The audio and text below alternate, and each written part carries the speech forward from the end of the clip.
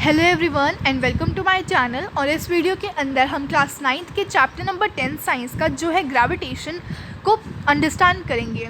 ठीक है, so let's get started to the video. तो देखिए इस चैप्टर के अंदर हम बेसिकली क्या पढ़ेंगे। So in chapter 8 and 9 we have learned about the motion of the objects and the force the as the cause of the motion. यानी हमने 8 और 9 चैप्टर के अंदर तो पढ़ लिया है कि जो मोशन है ऑब्जेक्ट्स का और फोर्स के बारे में पढ़ लिया है हमको। ठीक है, we will learn that a force is needed to change the speed or the direction or of motion of body. यानी हमने ये भी पढ़ा कि अगर हमें किसी भी चीज़ को मूव करना है तो उसके लिए एक फोर्स जो है वो बहुत ज़्यादा इंपॉर्टेंट होता है ताकि हम उसकी जो पोजीशन है उसको चेंज कर सकें। We always observe that an object dropped from a height falls toward the earth। हमने हमेशा देखा है कि अगर हम किसी भी चीज़ मतलब जो किसी हाइट से गिरती है तो वो नीचे की अर्थ की टूवर्ड्स ही गिरती है, यानी डाउन ही नीचे ही गिरती है, ऊपर नहीं गिरती है ना। So we know that all the planets go around the sun. हमें ये भी पता है कि सारे प्लैनेट्स जो हैं वो सन के अराउंड घूमते हैं। The moon goes around the अर्थ, और जो मून है वो भी अर्थ के अराउंड रिवॉल्व करता है। In all these cases there must be some force acting on the objects. इन केसेस में भी कोई तो ऐसा फोर्स होगा जो सारे ऑब्जेक्ट्स पर अप्लाई हो रहा है ना। सो द प्लैनेट्स और द मून, यानी कोई सारे ऑब्जेक्ट्स के ऊपर कोई तो फोर्स होगा जो एक्ट कर रहा है और इनको बाइंड करके रख रहा है ना। So Isaac Newton could grasp that the same force is responsible for all these changes. ठीक है, आइजैक न्यूटन जो एक साइंटिस्ट थे उन्होंने ये बताया कि इन सारे चेंजेस के लिए इन सारे फोर्सेस के लिए एक ही फोर्स जो है वो रिस्पॉन्सिबल है। और ये फोर्स कौन सा है? ये फोर्स है gravitational force. So this force is gravitational force. So अभी हम इस चैप्टर में क्या करेंगे? We will understand about the gravitational force. So in this chapter we shall learn about gravitation and the universal law of gravitation. तो इस chapter के अंदर हम किसके बारे में पढ़ेंगे? ग्रेविटेशन के बारे में पढ़ेंगे और यूनिवर्सल लॉ ऑफ ग्रेविटेशन के बारे में अंडरस्टैंड करेंगे। We shall discuss the motion of the objects under the influence of the gravitational force on the earth. हम ये भी पढ़ेंगे कि जो मतलब जो मोशन है ऑब्जेक्ट्स का वो कैसे चेंज हो जाता है जब उनके ऊपर ग्रेविटेशनल फोर्स का इन्फ्लुएंस आता है अर्थ के ऊपर। We shall study how the weight of a body. हम ये भी पढ़ेंगे कि जो वेट है किसी बॉडी का वो कहाँ से मतलब प्लेस टू प्लेस वेरी क्यों करता है, चेंज क्यों करता रहता है। We shall also discuss the conditions for the objects to float in liquids. हम ये भी पढ़ेंगे कि जो ऑब्जेक्ट्स हैं वो लिक्विड के ऊपर क्यों फ्लोट करते हैं। सो अभी हम क्या करते हैं, जल्दी से चैप्टर को स्टार्ट करते हैं। So let's start with the chapter 10.1 से हम स्टार्ट करने वाले हैं gravitation. We know that the moon goes around the earth. हमें ये पता है जो मून है वो अर्थ के अराउंड घूमता है। An object when thrown upward reaches a certain height and then falls downward. अगर कोई भी ऑब्जेक्ट, देखिए ये ऑब्जेक्ट है, ठीक है, ये ऑब्जेक्ट को मैं अगर ऊपर फेंकती हूँ तो कुछ टाइम के बाद ये वापस नीचे आ जाता है ग्राउंड पर, है ना। ये ग्राउंड है हमारा, ये हमारा ग्राउंड है। तो ग्राउंड पर कभी ना कभी ऊपर फेंकेंगे तो नीचे ऑब्जेक्ट आएगा। ठीक है, it is said that when Newton was sitting on a tree. एक और भी स्टोरी हमने एप्पल स्टोरी पढ़ी है, एप्पल ट्री की स्टोरी, कि जब जो न्यूटन है वो किसी ट्री के नीचे बैठे हुए थे तो जो एप्पल है वो उनके सिर पर गिरता है ना। Apple fails on him. ठीक है, the fall of the Apple made Newton start thinking. तो इससे ही जो मतलब जो एप्पल है वो नीचे उनके सिर पर गिरा तो न्यूटन ने तभी सोचना शुरू किया कि मतलब ये क्यों हो रहा है। 1 मिनट गाइस, चलिए। तो न्यूटन को मतलब न्यूटन ने सोचा कि मतलब ये होता क्यों है, ये किसका क्या रीज़न है। तो इसके पीछे जो न्यूटन है उनने सोचा और उनको क्या पता लगा कि एक फ़ोर्स होता है जो इन सब चीज़ों के लिए बहुत ज़्यादा रिस्पॉन्सिबल होता है। तो न्यूटन ने क्या कहा कि एक फ़ोर्स होता है जो इन चीज़ों के लिए बहुत ज़्यादा इम्पॉर्टेंट होता है और क्रूशल प्ले रोल करता है इन चीज़ों को होने में। ठीक है, हम कोई भी चीज़ को ऊपर फेंक रहे हैं वो थोड़े टाइम बाद नीचे तो आएगी। अब ये सोचकर जो न्यूटन है वो ग्रेविटेशनल फोर्स को डिस्कवर करते हैं।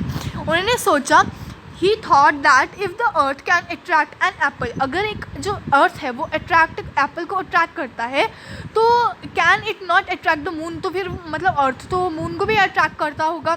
Is the force same in both cases. दोनों केसेस में जो फोर्स है वो सेम है। ही conjectured that the same type of force is responsible in the both the cases। ठीक है, फिर न्यूटन ने जब डिस्कवर किया तो उन्हें ये पता लगा कि इन दोनों केसेस के पीछे एक ही फोर्स का मतलब एक ही फोर्स रिस्पॉन्सिबल है। ही argued that at each point of its orbit the moon falls towards the earth। मतलब जो मून है वो जब रिवॉल्व कर रहा होता है अर्थ के अराउंड जब वो मून जो है रिवॉल्व चक्कर लगा रहा होता है, रिवॉल्व कर रहा होता है, तो जो मून है वो अर्थ के ऊपर कभी ना कभी तो फॉल करना चाहिए उसको, है ना। Instead of going of in a straight line, मतलब जो मून है वो अर्थ के ऊपर सीधा ही नहीं जाके और सीधा ही फॉल करने के बजाय वो क्या करता रहता है, वो उसके अराउंड रिवॉल्व करता रहता है। तो इसका रीज़न भी आइजैक न्यूटन देते हैं हमारे इस चैप्टर में। सो अभी हम नेक्स्ट पढ़ते हैं। सो हमने क्या किया, हमने एक एक्टिविटी की सारी चीज़ें ग्रेविटेशन को समझने के लिए। So let us try to understand the motion of the moon by recalling activity 8.11। हमने एक 8.11 एक्टिविटी की थी ना, अब हम उसको ही रिपीट करेंगे, ठीक है। सो एक्टिविटी क्या कहती है, take a piece of the thread, मतलब हमको एक थ्रेड लेना है। यहाँ पे इसने थ्रेड लिया है, राइट, ये थ्रेड लिया ना इसने, तो ऐसे ही हमको एक थ्रेड लेना है। Tie a small stone eight one and, और थ्रेड के ना मतलब 1 मिनट, ये हमने थ्रेड लिया, ये छोटा सा थ्रेड लिया हमने, फिर यहाँ पे एक स्टोन हम टाई करेंगे, ठीक है। और फिर क्या करेंगे, इसको गोल गोल घुमाएंगे, ठीक है। तो हमें क्या पता लगेगा कि एक ना सर्टेन ऑर्बिट पे मूव कर रहा है, यानी जो स्टोन है इसका कोई ना कोई मोशन है। Note the motion of the force, हम इसका मोशन नोट करेंगे। रिलीज द थ्रेड, अब हम क्या करेंगे, थ्रेड को छोड़ देंगे, तो थ्रेड क्या करेगा, सीधे मोशन में चला जाएगा। Again note the direction of the motion of the stone, मतलब जब वो गोल गोल घूम रहा था तब का मोशन नोट करो, और जब हमने थ्रेड को छोड़ दिया तब का मोशन नोट करो, ठीक है। So before the thread was release, यानी जब हमने थ्रेड को नहीं छोड़ा था, जो स्टोन था वो सर्कुलर पाथ में घूम रहा था एक सर्टेन स्पीड के साथ, और जो उसकी जो वेलोसिटी है वो हर टाइम चेंज हो रही थी, है ना, क्योंकि एक्सेलरेशन प्रोड्यूस हो रही थी इस केस में, ठीक है। The force that causes acceleration is moving along the circular path is acting towards the centre, यानी जो मोशन है, जो सर्कुलर मोशन एक्ट कर रहा है, इसका जो एक्सेलरेशन है ये सेंटर के टूवर्ड्स एक्ट कर रहा है। और इस मोशन को हम क्या बोलते हैं, इस फोर्स को बोलते हैं सेंट्रीपिटल फोर्स। सेंट्रीपिटल फोर्स मतलब वो जो सेंटर की टूवर्ड्स लग रहा होता है। In the absence of this force flies of along a straight line, और जब ये फोर्स, जब भी हमने थ्रेड को छोड़ा तो ये जो सेंट्रीपिटल फोर्स है ये एंड हो जाता है, ख़त्म हो जाता है, इसीलिए जो स्टोन है वो एक सीधी डायरेक्शन में मूव करता है, ठीक है, बजाय गोल गोल घूमने के वो सीधी डायरेक्शन में मूव कर जाता है। This straight line will be a tangent of the circular path, हम इस स्ट्रेट लाइन को क्या बोलते हैं, हम इस स्ट्रेट लाइन को बोलते हैं tangent of a circular path. तो बेसिकली टेंजेंट समझते हैं आप। टेंजेंट क्या होता है, टेंजेंट वो पार्ट वो एक लाइन होती है जो एक सर्कल को एक पॉइंट पे टच करती है, ठीक है। और स्ट्रेट लाइन, ऐसी स्ट्रेट लाइन जो एक सर्कल को एक पॉइंट पे, one and only one point पे ही टच करती है। ये देखेंगे ना आप, अभी हमें तो लगता है कि ज़्यादा पॉइंट पे टच कर रही है, यहाँ से लगता है ना, लेकिन वो एक ही पॉइंट पे टच कर रही है सेंटर को। ये लाइन जो है ये सर्कल को एक ही पॉइंट पे टच कर रही है, ठीक है। So straight line that means the circle eight one and only one point is called the tangent of the circle, ठीक है। तो ये जो लाइन है, ठीक है, ये क्या कर रही है, सर्कल को टच कर रही है एक पॉइंट पे, तो उसको बोलेंगे टेंजेंट ऑफ द सर्कल। और इस लाइन में क्या है, ये लाइन है ABC, तो यहाँ पे टेंजेंट क्या हुआ, टेंजेंट हुआ ABC, और टेंजेंट टू द सर्कल कौन से पॉइंट के, पॉइंट कौन सा टच हो रहा है, पॉइंट है B पॉइंट, ठीक है। तो अभी हमने ये पढ़ लिया। अब चलते हैं, तो motion of the moon around the अर्थ, मतलब जो मून के जो अर्थ के अराउंड जो मून घूम रहा है सर्कुलर पाथ के अंदर, वो तो सेंट्रीपिटल फोर्स के कारण घूम रहा है। So the centripetal force is provided by the force of attraction by the earth. जो सेंट्रीपिटल फोर्स है वो क्या होता है, फोर्स ऑफ अट्रैक्शन जो हमारा जो अर्थ है वो प्रोवाइड करता है। If there was no such force, अगर ऐसा कोई फोर्स ना होता तो the moon would pursue a uniform straight line motion, यानी अगर ऐसा सर्कुलर मोशन ना होता या ऐसा सर्कुलर सेंट्रीपिटल फोर्स ना होता तो क्या होता कि जो मून है वो एक स्ट्रेट लाइन में ही मूव करता रहता, है ना। It is seen that a falling Apple is attracted towards the earth, हमने ये भी देखा कि जो एक एप्पल होता है वो अर्थ के टूवर्ड्स अट्रैक्ट करता है, ठीक है। Does the Apple attract the अर्थ, मतलब जो अर्थ है ये तो एप्पल को अट्रैक्ट कर रही है, लेकिन क्या जो हमारा एप्पल है ये भी अर्थ को अट्रैक्ट कर रहा है। If so we do not see the earth moving towards the apple, लेकिन हमने ऐसा तो कभी नहीं देखा कि जो मून है मतलब जो अर्थ है वो एप्पल के टूवर्ड्स जा रहा हो, है ना। तो ये क्वेश्चन हमारे माइंड में आ रहा है, तो हमें इसका आंसर देखना है इस चैप्टर के अंदर। चलिए देखते हैं। अब हम यहाँ पे एक बहुत इंपॉर्टेंट चीज़ पढ़ेंगे, ठीक है। According to the third law of motion, हमने मोशन का थर्ड लॉ ऑफ मोशन पढ़ा था ना, एक्शन एंड रिएक्शन फोर्स, ठीक है। Every action has an equal reaction, है ना। So the apple does attract the earth, third law of motion की अगर हम बात करें तो उसके अकॉर्डिंग जो एप्पल है वो भी अर्थ को अट्रैक्ट करता है। लेकिन अगर हम सेकेंड लॉ ऑफ मोशन को देखें, ठीक है, but according to the second law of motion for a given force acceleration is inversely proportional to the mass of an object. हमने ये भी देखा कि जो एक्सेलरेशन है ये इन्वर्सली प्रोपोर्शनल होता है किसी ऑब्जेक्ट के मास के, है ना। So the mass of an apple is negligible, ठीक है।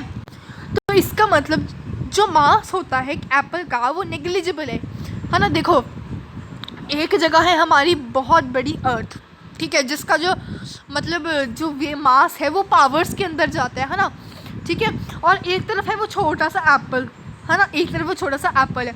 तो दोनों का वेट कंपेयर करेंगे तो एप्पल का तो बहुत ज़्यादा कम है, नेग्लिजिबल है हमारे अर्थ के कंपैरिजन में। तो इसीलिए हमको जो अर्थ है वो एप्पल के टूवर्ड्स मूव करती हुई नहीं दिखती है, ठीक है। Now the next question is मतलब नेक्स्ट आगे हम पढ़ते हैं, extend the same argument for why the earth does not move towards the moon. अब यही आर्ग्यूमेंट हम आगे एक्सटेंड और बढ़ाते हैं। हमने पहले एप्पल लिया था, अब हम मून लेते हैं कि मतलब जो अर्थ है ये मून के टुवर्ड्स क्यों नहीं जाता। So in our solar system all the planets go around the sun. हमें पता है कि सोलर सिस्टम में क्या होता है, सारे प्लैनेट जो हैं वो अर्थ के अराउंड रिवॉल्व करते हैं। By arguing the same we can say that there exist force between sun and the planets. यहाँ से हमें ये पता लगता है कि जो प्लैनेट्स हैं और सन है इनके साथ इनके बीच में कोई ना कोई तो फोर्स है ना। From the above facts Newton concluded that not only does the earth attract an apple. Newton ने ये कहा कि कोई एप्पल ही अर्थ को अट्रैक्ट नहीं करता, the moon, but all the objects in the universe attract each other. सारे ऑब्जेक्ट्स एक दूसरे को अट्रैक्ट करते हैं। दिस फोर्स ऑफ अट्रैक्शन यानी दो ऑब्जेक्ट्स के बीच जो अट्रैक्शन का फोर्स होता है इसको हम क्या बोलते हैं, ग्रेविटेशनल फोर्स।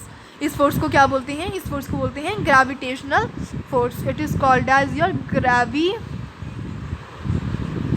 इसको बोलते हैं हम ग्रेविटेशनल फोर्स, ठीक है। आगे पढ़ते हैं। सो अब हम बात करेंगे एक बहुत ज़्यादा इम्पॉर्टेंट चीज़ की जो है यूनिवर्सल लॉ ऑफ ग्रेविटेशन, ठीक है। सो बेसिकली जो हमारा यूनिवर्सल लॉ ऑफ ग्रेविटेशन है इसके अंदर इन्होंने क्या बता रखा है, that every object in the universe attracts every other object with a force. यानी कोई भी ऑब्जेक्ट है हमारे यूनिवर्स के अंदर वो एक किसी ऑब्जेक्ट को एक सर्टेन फोर्स से अट्रैक्ट करता है, और वो जो फोर्स है ना वो डायरेक्टली प्रोपोर्शनल है to the product of the masses. यानी दो ऑब्जेक्ट्स के मासेस से डायरेक्टली प्रोपोर्शनल है और इन्वर्सली प्रोपोर्शनल है to the square of the distance. और इन दोनों ऑब्जेक्ट्स के बीच में जो डिस्टेंस है, जो रेडियस है, उसके इन्वर्सली उनके स्क्वायर के इन्वर्सली प्रोपोर्शनल है। The force along the line joining the centres of the two objects. तो बेसिकली ना अब हमने सेंटेंस तो बिल्कुल पढ़ लिया, अब सेंटेंस से तो समझ नहीं आता ना, अभी हम फिगर से समझते हैं, ठीक है। क्या बोला उसने कि जो फोर्स होता है वो डायरेक्टली प्रोपोर्शनल होता है। सपोज कर लेते हैं इसका मास है कैपिटल एम और इस ऑब्जेक्ट का मास है एम, तो फोर्स क्या होगा, डायरेक्टली प्रोपोर्शनल टू इन दोनों के मासेस की, यानी capital M into small m, ठीक है। और इन्वर्सली प्रोपोर्शनल है to the distance between them, यानी आर स्क्वायर या डी स्क्वायर ले लेते हैं, ठीक है। आर स्क्वायर डी स्क्वायर जो लेना आप ले सकते हैं। अब मैं ना आपको एक बहुत चीज़ अच्छी से डेरिवेशन सिखाती हूँ, ठीक है। डेरिवेशन देखेंगे यूनिवर्सल लॉ ऑफ ग्रेविटेशन की। हमने देखा कि जो फोर्स है that is directly proportional to the product of the masses, ठीक है। m1 m2 ले लेती हूँ मैं मासेस, ठीक है। दो ऑब्जेक्ट्स के मासेस क्या ले लिया मैंने, m1 m2। तो जो फोर्स है वो डायरेक्टली प्रोपोर्शनल है टू द मासेस। एंड उसने कहा कि जो फोर्स है ना वो इन्वर्सली प्रोपोर्शनल है to the distance between them, मतलब 1/d स्क्वायर या 1/r² के इन्वर्सली प्रोपोर्शनल है। तो अब ये दोनों हमने देख लिया। अब यहाँ पे दोनों जगह पे एफ मुझे दिख रहा है, तो मैं क्या कर लूँगी, एफ यहाँ पे भी दिख रहा है, एफ यहाँ पे भी दिख रहा है, तो एफ को कॉमन ले लूँगी। जैसे एफ को कॉमन ले लूँगी तो क्या आ जाएगा, m1 m2 upon d square, ठीक है। ये आ गया। अब इसके नीचे देखते हैं, अब इसको समझते हैं कि ना इसके आगे क्या करेंगे। अब देखो f is directly proportional to m1 m2। अब ना क्या करेंगे, जब हमको डायरेक्टली प्रोपोर्शनल का साइन को हटाना है ना, तो हम क्या करेंगे, अगर मुझे यहाँ पे जो डायरेक्टली प्रोपोर्शनल का साइन है, ठीक है, अगर सपोज कर लेते हैं मुझे डायरेक्टली प्रोपोर्शनल का साइन हटा के यहाँ पे इक्वल्स टू डालना है ना, तो इक्वल्स टू डालने के लिए मैं क्या करूँगी, इक्वल्स टू मतलब ना इक्वल टू डालने के लिए मुझे क्या करना पड़ेगा, इक्वल्स टू यहाँ पे जो ये इक्वल्स टू डालने के लिए मुझे क्या करना पड़ेगा, यहाँ पे कांस्टेंट लगाना पड़ेगा। तो ग्रेविटेशनल कांस्टेंट यहाँ पे हम लगाएंगे, दैट इज़ g, ठीक है। तो हमारा फॉर्मूला क्या बन जाएगा, फॉर्मूला बन जाएगा force is equal to g m1 m2 upon d square, ठीक है। और यहाँ पे f क्या है, f यहाँ पे है फोर्स, ठीक है, f यहाँ पे है फोर्स, g यहाँ पे क्या है, g है हमारा ग्रेविटेशनल कांस्टेंट, m1 है mass of first object, m2 है mass of the second object और d2 है द डिस्टेंस बिटवीन देम। अब हम पढ़ते हैं। अब देखिए यहाँ पे अगर तो मैं मास ले रही हूँ m1 m2 तो ये बन जाएगा m1 m2, ठीक ठीक है। लेकिन अगर यहाँ पे मैं मास ले रही हूँ कैपिटल एम और स्मॉल एम तो फॉर्मूला ऐसा बन जाएगा कुछ, ठीक है। तो कोई भी फॉर्मूला आप अप्लाई कर सकते हैं, आंसर बिल्कुल सेम ही आएगा, ठीक है। सो हमने क्या किया था बेसिकली, मैं यहाँ पे आपको वर्डिंग टू वर्डिंग बताती हूँ। दो ऑब्जेक्ट्स हैं ए और बी, उनका मासेस है, ए का मास है कैपिटल एम और ए का मास है स्मॉल एम, उनके बीच का जो डिस्टेंस है वो है डी। पहला हमारा इक्वेशन बन गया that force is directly proportional to m into m, तो ये होगी मेरी फर्स्ट इक्वेशन, है ना, फर्स्ट इक्वेशन होगी। अब सेकेंड में क्या था कि f is directly proportional to the distance f is inversely proportional to the distance between them, या डिस्टेंस का स्क्वायर, ठीक है। ये हो गई मेरी सेकेंड इक्वेशन, ठीक है। तो अब हम दोनों इक्वेशन को कंबाइन करेंगे, मतलब क्या करेंगे, we will just combine both the equation. So लिखेंगे यहाँ पे कंबाइनिंग इक्वेशन 1 एंड इक्वेशन 2, ठीक है, और दोनों को कंबाइन करेंगे तो ये आ जाएगा, ठीक है, ये आ जाएगा ना, force is directly proportional to capital M into small m upon d square. अब यहाँ पे ये जो प्रोपोर्शनल का साइन है ना, इसको हटाने के लिए मैं क्या करूँगी, एक ग्रेविटेशनल कांस्टेंट लगाऊंगी। तो what is the gravitational constant, G है वो gravitational constant. So G is the gravitational constant of proportionality, is called the universal gravitational constant, यानी इस जी को हम क्या बोलते हैं, इस जी को हम बोलते हैं यूनिवर्सल ग्रेविटेशनल कांस्टेंट, ठीक है। तो यहाँ से फॉर्मूला आ जाता है f in equals to capital G capital M into small m upon d square, ठीक है। तो ये मेरा फॉर्मूला बन जाएगा यहाँ से। अब देखिए इस पेज पे हमें आइजैक न्यूटन के बारे में बताया गया है, वैसे ये कुछ भी हमारे एग्जाम्स में नहीं पूछा जाता है, ठीक है, तो ये तो हमको नहीं पढ़ना, ठीक है। अब बेसिकली यहाँ पे ना एक चीज़ आती है कि इन्वर्स स्क्वायर लॉ क्या होता है, यहाँ पे लिखा हुआ है ना inverse square law. Inverse square law कुछ नहीं है, बिल्कुल सिंपल है। न्यूटन ने हमें ये बताया था ना, हमें एक चीज़ बताई थी ना कि जो फोर्स है वो इन्वर्सली प्रोपोर्शनल है टू द रेडियस या डिस्टेंस बिटवीन देम, या R2 या D2 ले लें, हम कुछ भी ले लें, है ना। हमने क्या पढ़ा था कि जो फोर्स है that is inversely proportional to the distance का स्क्वायर, ठीक है। तो यही है हमारा इन्वर्स स्क्वायर लॉ, ठीक है, यही हमारा इन्वर्स स्क्वायर लॉ है कि क्या है inverse square law, that force is inversely proportional to the distance का स्क्वायर, ठीक है। ये होता है हमारा इन्वर्स स्क्वायर लॉ। मैंने आपको शॉर्ट में बता दी है, वैसे यहाँ पे ना एनसीईआरटी में ना ज़्यादा एक्सटेंड करके बताया, मतलब ना ज़्यादा हमें समझाया नहीं होता, लेकिन मैंने आपको शॉर्ट में बता दिया, ठीक है। अब बात करते हैं जी, हमने ये जो जी ग्रेविटेशनल कांस्टेंट पढ़ा, इसकी यूनिट्स क्या होती हैं, इसकी यूनिट्स होती है एन एम स्क्वायर पर के जी स्क्वायर, ठीक है, एन एम स्क्वायर पर के जी स्क्वायर। और जी की हमें ना हेनरी कैवेंडिश ने ना जी की वैल्यू निकाली थी, यानी ग्रेविटेशनल कांस्टेंट की हेनरी कैवेंडिश ने वैल्यू निकाली थी, और जी की क्या वैल्यू आई थी, जी की वैल्यू आई थी 6.673 इंटू 10⁻⁻⁻11, क्या वैल्यू आई थी उसकी, आई थी 6.73 इंटू 10⁻⁻11 न्यूटन मीटर स्क्वायर पर के जी स्क्वायर, ये वैल्यू आई थी हमारी कैपिटल जी की, ठीक है। अब देखिए यहाँ पे इन्होंने बता दिया ना इन्वर्स स्क्वायर लॉ क्या है, कि अगर हमारा देखिए इन्वर्स स्क्वायर लॉ क्या होता है, that saying that F is the inversely proportional to the square of the distance, यानी जो फोर्स है that is directly inversely proportional to the distance का स्क्वायर, यही होता है हमारा इन्वर्स स्क्वायर लॉ। सपोज कर लेते हैं जो हमारा डी है, जो हमारा डी है वो क्या है 6 है, तो 6 का स्क्वायर क्या बन जाएगा 1/36, सो आंसर क्या जाएगा 1/36, यहाँ पे आ गया ना आंसर, ठीक है। तो यही होता है इन्वर्स स्क्वायर, बहुत आसान है। अब यहाँ पे ना इन्होंने कुछ ना एग्जांपल्स गिवन है, एग्जांपल 10.1, और ऐसे एग्जांपल्स ना मैं ना आपको अगली वीडियो के अंदर सॉल्व करके दिखाऊंगी, क्योंकि ना अभी हम ना क्या सिंपली ना चीज़ें पढ़ रहे हैं, ठीक है। तो ये क्वेश्चंस के सारे हम इनको डिस्कस करेंगे नेक्स्ट वीडियो के अंदर, लेकिन अगर आपको ये क्वेश्चंस आते हैं ना तो आप कमेंट बॉक्स में ज़रूर मुझे बताइएगा, ठीक है।